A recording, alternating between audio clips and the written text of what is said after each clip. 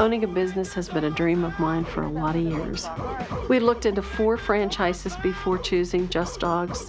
With a franchise, you have the benefit of having other people, I hate to use the word making mistakes, and you benefiting from it, but a lot of the kinks are worked out of a business in a franchise.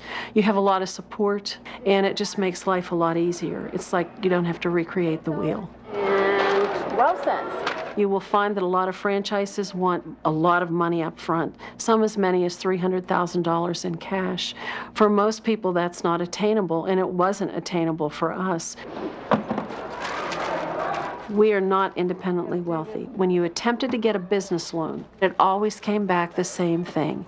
I'm sorry, your money is tied up. We can't use it as an asset, because most of our money was in 401ks and annuities. Right, it's right here. In the end, did it work out? Yes, it did. We mortgaged our house to the hilt, and we found our local bank who was willing to take a chance on us. How much is that doggy in the window? In order to get our Just Dogs Gourmet, we paid a $22,500 franchise fee. We pay a 3% royalty per month. The kiosk itself was around $32,000. Your extra peanut butter bones? I would say to this point, we probably have spent around maybe $65,000, $67,000, but we're probably going to make $200,000 or more this year.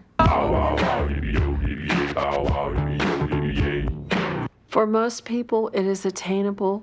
I'm not going to lie and say that you can have no money and do it, or no resources available and do it. But I really think it's just like anything in this world. If you want it bad enough and you're willing to work for it hard enough, you can do it. Riva Lesansky, editorial director of Entrepreneur Magazine, has some tips on buying a franchise. Riva, good morning. Welcome back. Good to be here. Is a franchise a safer way to go if you want to start a business than starting one from scratch? It is. If you look at the statistics, 80–90% of franchises are existing after 5 years, mainly because it's not just you trying to figure out what to do. You have bought into someone else's proven, worked out, trusted system. Which is not to say it's easy, what we just heard. I mean, poor Diana, Right. They had to mortgage their house to the hilt. Yeah. I mean, there are still some serious risks involved. It's still starting a business. You still have to be passionate about what you're doing. It's still going to consume a lot of your time.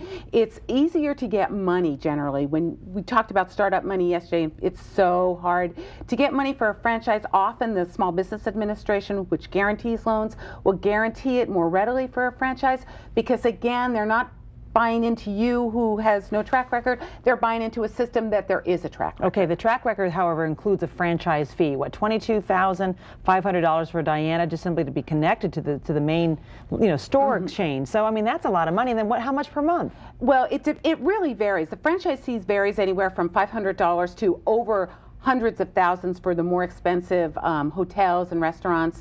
In general, in our Franchise 500, the upcoming 2005 Franchise 500, the average fee was $250,000, and then she actually pays a pretty good royalty. The average royalty generally ranges between 8 and 15%, and that's of your gross sale. So there's a lot then you should consider in terms of what kind of franchise to pick and where to maybe have the franchise. You actually have this list of the top 5 franchises in the 2005 Franchise 500, and number 5 is the UPS store, which is of course they used to be mailboxes, etc. Right, and that costs over $200,000, around $200,000. But that's a good one. Why? It's a good one because everybody knows the UPS store. Right. They're established.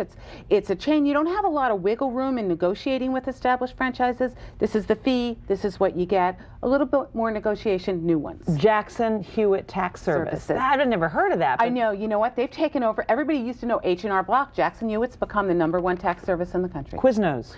Sandwiches. America likes to eat. And do they send, by the way, the materials for you to make the sandwiches? I mean, the main franchise? They give you everything. They tell you what ovens to buy, what to do. So you're the manpower. You are the manpower. Okay, Curves. Curves is a workout, 30-minute workouts for women, storefronts.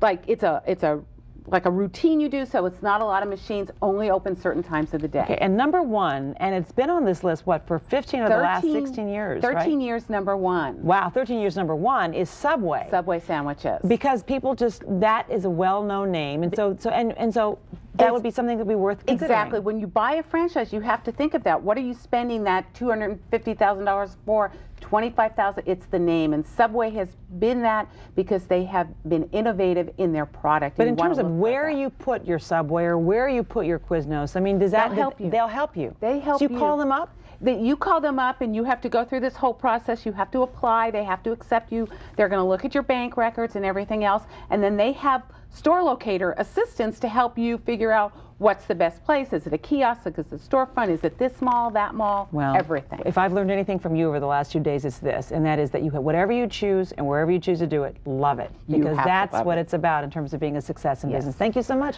Thank you.